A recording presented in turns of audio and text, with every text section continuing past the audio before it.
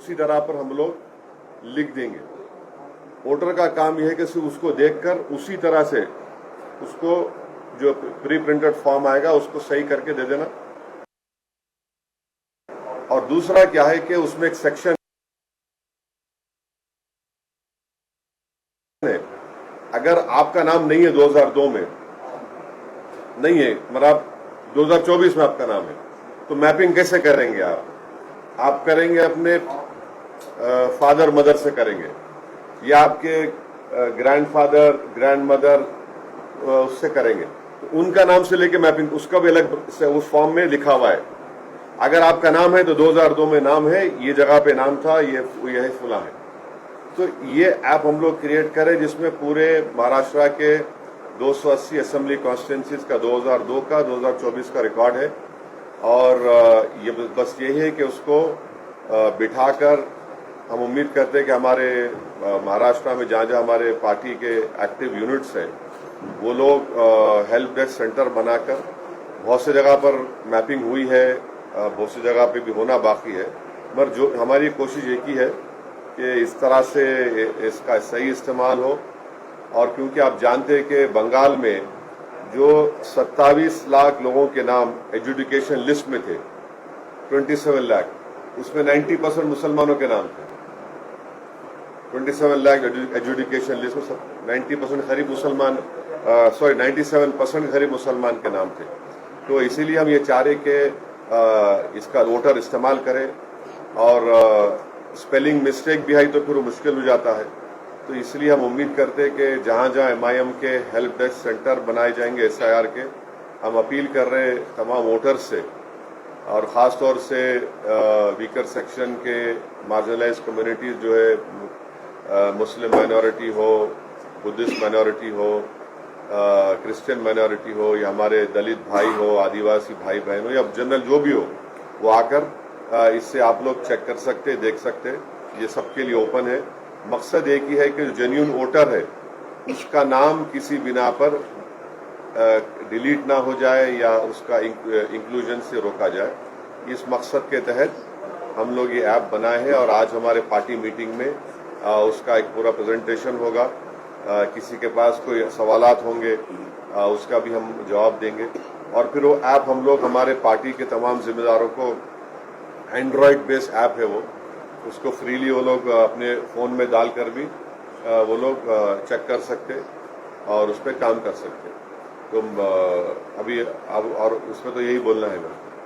आपका कोई इससे हटकर कोई सवाल है तो ज़रूर करिए, मैं रोकना नहीं चाहूँगा आपको, मगर प्रायोरिटी आप इसको दीजिए, SIR को दीजिए। ये आपका राइट है, आपका प्रोरोगेटिव है, मेरा नहीं है। मैं सिर्फ रिक्वेस्ट कर रहा हूँ आपसे। मैं आपको प्रेशराइज नहीं करना चाह रहा हूँ, ना मेरा अख्तियार है, मगर आपसे रिक्वेस्ट कर रहा हूँ। ऐप का नाम कुछ भी नहीं, ऐप है, बस खाली ऐप है। नहीं, नाम की जरूरत नहीं। ऐप बनाए हम लोग, उसमें 2002 की वोटर लिस्ट, 2024 की वोटर लिस्ट है जो पब्लिकली अवेलेबल डॉक्यूमेंट। नहीं, उसको आपके फोन में हम डाल देते हैं, आपको डायरेक्ट डाल लेते हो। एंड्रॉइड बेस्ड फोन आपका है। पिछले 2 दिनों से जो मामला चल रहा है कि आपके एक कारपोरेटर को यहाँ पर आरोपी किया गया है कि एक जो नीदा खान थी उसको मतलब छुपाने का उनके ऊपर आरोप है। आपका इसके ऊपर क्या कहना है, क्योंकि आप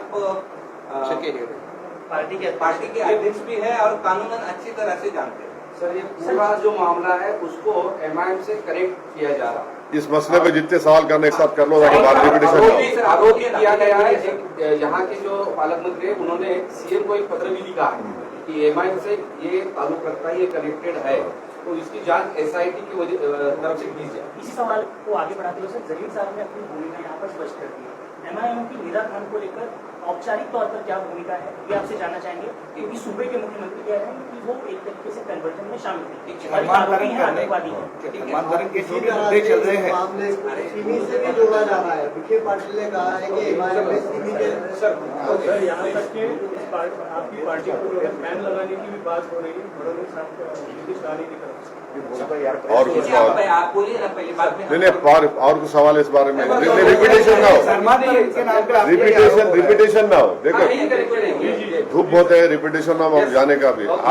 तो 5 सवालात है इसके ऊपर। सबसे पहला बात यह है कि टीसीएस का स्टेटमेंट आपने देखा होगा कि उस लड़की का ताल्लुक एचआर से, ना वो एचआर में काम करती थी ना एचआर डिपार्टमेंट। टीसीएस का स्टेटमेंट है, मेरा नहीं है। दूसरा यह है कि 9 एफआईआर रजिस्टर हुए, जिसमें एक एफआईआर में इस लड़की के ऊपर हर्टिंग रिलीजियस सेंटिमेंट का एक नाम लिखा गया। और तीसरी बात यह है कि इसका एफआईआर से पहले उसका ट्रांसफर हो गया, फिर वो उस कंपनी से ताल्लुक भी नहीं है। और जो कंप्लेनेंट है इस केस में वो रूलिंग पार्टी का मेंबर है, उससे उसका ताल्लुक है। और चौथी बात यह है कि अभी तो कोई वर्डिक्ट नहीं दे सकते कोई भी। हम इस बात का खंडन करते कि बाज लोग जो है इसको ट्रायल बाय मीडिया कर रहे हैं, और अगर मीडिया जज जूरी का काम करेगा तो बहुत खतरनाक बात यह है। और एफआईआर में अगर आप देखेंगे तो एफआईआर में लिखा गया कि उसके घर से एक बुरखा मिला, ये प्रूफ बता रहे हैं, बुरखा मिला, और एक नकाब मिला। तो नकाब को कैसा टाई करते, बांधते पीछे से, वो मिला। और तीसरा वो बता रहे कि एक प्रॉफिट मोहम्मद सल्लल्लाहु अलैहि वसल्लम की किताब मिली। तो बुरखा मेरे को नहीं मालूम कि कब से बुरखा वो हो गया कि ऑब्जेक्शनेबल बोलिए या इलीगल आर्टिकल है वो। कब से नकाब ये हो गया कि भाई वो माने ऑफेंस उसमें डाल सकते क्या किसी उसमें। तीसरी बात यह है कि कब से प्रॉफिट मोहम्मद सल्लल्लाहु अलैहि वसल्लम के बारे में किताब अगर मिलती है तो वो क्या है वो। मैं आपको तारीख में पीछे लेके जा रहा हूं, आप गूगल में सर्च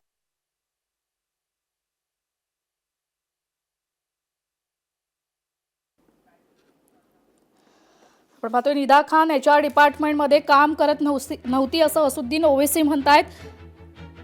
एफआयआर होण्याआधीच निदा खानची ट्रान्सफर करण्यात आली होती असं ओवेसी यांनी सांगितलंय। तो छत्रपती संभाजीनगरमध्ये एमआयएम पक्षाच्या नगरसेवकांची बैठक कि इनके घर से मिर्जा गालिब की किताब मिली इसलिए टेररिस्ट है लोग। मिर्जा गालिब की किताब मिली इसलिए टेररिस्ट है वो लोग। बाद में कोर्ट ने उसको नकार दिया। अभी इलाहाबाद हाईकोर्ट का एक जजमेंट 3 दिन पहले का देख लीजिए। किसी ने एक उर्दू शेर लिख दिया तो कोर्ट ने कहा कि शेर लिखे तो क्या मतलब है। तो हमको पूरा यकीन है कि अदालत इंसाफ करेगा इंशाअल्लाह। और जो मुसलमानों में जो पढ़े लिखे लड़के लड़कियां हैं उनको परेशान करने के लिए यकीन है कि किसी को आप आरोपी बनाते हैं तो इसका हरगिज ये मतलब नहीं है कि उसको सजा हो गई। ये तो जो आरोप लगा रहे हैं उनको प्रूफ करना पड़ेगा कोर्ट में बियॉन्ड रीजनेबल डाउट। उस वक्त तक किसी को आप आरोपी नहीं करार दे सकते। और जो भी ये इल्जाम लगा रहे वो सिर्फ एक नफरत की बुनियाद पर इल्जाम लगा रहे। और हमको यकीन है कि अब वो बच्ची गिरफ्तार हो चुकी है और इंशाअल्लाह जुडिशियल प्रोसेस अपना काम करेगा और जो भी कानून से होगा वो आपके सामने आएगा। मगर इसको किसी पार्टी से जोड़ना सरासर गलत है, ये मैं आपको बोलना चाह रहा हूँ। ये पूरे नहीं कॉर्पोरेटर पर गुनाह भी दाखिल हुआ है। देखिए कोर्ट में इसका मुकाबला करेगा लड़का, वो कोर्ट में जाकर बताएगा वो। इससे कोई परेशानी की बात नहीं है। आप किसी को भी आरोपी बना सकते हैं। मुंबई ट्रेन ब्लास्ट किसने किया बोलो, किसने किया बताओ। कितने 80 लोग कितने ज्यादा मारे गए, आज तक वो परिवार तड़प रहा है, चाहे हिंदू मुसलमान कोई हो। मालेगांव ब्लास्ट किसने किया बताओ, दोनों ब्लास्ट, आज तक वो परिवार तड़प रहे हैं। जो लोग 8-8 साल 5-5 साल जेल में सड़ गए, जिनके लोग मारे गए, ना उनको इंसाफ मिला, जिनको पकड़कर जेल में डाले उनको इंसाफ मिला। तो हम आपसे रिक्वेस्ट कर रहे कि आप भी सोच लीजिए, मुंबई ट्रेन ब्लास्ट, मालेगांव के दोनों ब्लास्ट ऐसा ही माहौल क्रिएट कर गया था, और बाद में जब नतीजा आया आप लोग रिपोर्ट भी नहीं करते। आप लोग कभी उस परिवार के घर को गए जिसके मालेगांव में मारे गए कि बताओ आज जजमेंट आया कि किसी ने नहीं किया, बताओ तुमको कैसा फील होता है? आपने कभी मुंबई ट्रेन ब्लास्ट के जो लोग मारे गए, जिसमें हमारे बड़ी तादाद में हमारे हिंदू भाई बहन थे, उनके घर गए आप लोग, पूछा आपने? यानी आपने जो लोग इल्जाम लगा रहे कि भाई आज कोर्ट का जजमेंट आया, फिर वो परिवार का क्लोजर ही नहीं हुआ। इसीलिए हम आपसे रिक्वेस्ट कर रहे हैं कि इतना उछल कूद मत करो। वो अंग्रेजी में कहावत है jack in the box, jack in the box का किरदार अदा मत करो। नहीं, सुन लीजिए, आपको नहीं बोल रहे, आपको नहीं बोल नहीं, आपको नहीं सुन तो, अरे सुन, सवाल ऐसा है, अरे हमको बोलने नहीं, हमको बोलने दीजिए। मैं आपके पूरे सवाल है, मेरे को जवाब देने का इख्तियार। आपको पसंद नहीं है तो छोड़ दो ना, दिल पे मत लो, गुर्दे पे लो, क्यों दिल पे ले रहे तुम? अरे छोड़ दीजिए ना, हम आपको जवाब दे रहे हैं। आपका सवाल कर रहे, हम नहीं रोके आपको। हमारा जवाब अब मैं क्या वो जवाब भी आपकी तरीके से दूं क्या? ये हमारे को कहना है। अब इस सेट का कोई और सवाल है आपका? इस टारगेट क्यों हो रहा है? इस टॉपिक पे हो गया, इस टॉपिक टारगेट हो रहा है, इंडिया ही टारगेट हो रहे हैं, सभी लोग आप ही को टारगेट कर रहे हैं इस सब मामले में। ऐसा क्यों हो रहा है? लेकिन ठीक है, जिहाद के अलग अलग टाइप आ रहे हैं अभी मार्केट, और एमआईएम पे ही टारगेट किया जा रहा है आपको, इम्तियाज जलील जी को, आपकी पार्टी को। नहीं ठीक है, आप टारगेट करिए ना हमको, कम से कम बी टीम तो नहीं बोल रहे हैं। टारगेट करो, कोई बात नहीं, हम फेस करेंगे। हम बोल रहे सब झूठ है, ये हम बिल्कुल उसको रद्द करते हैं। इसको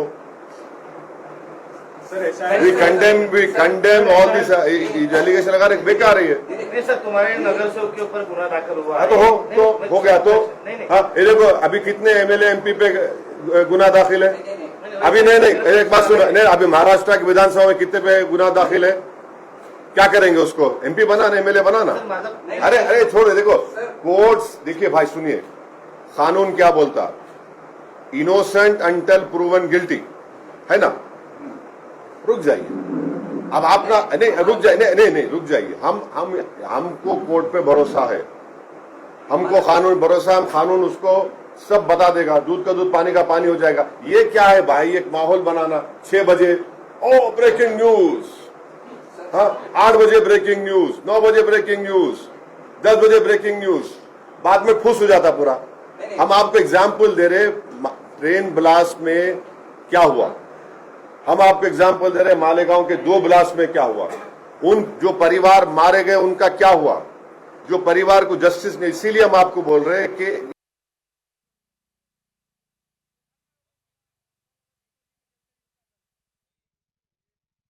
जो ट्रायल बाय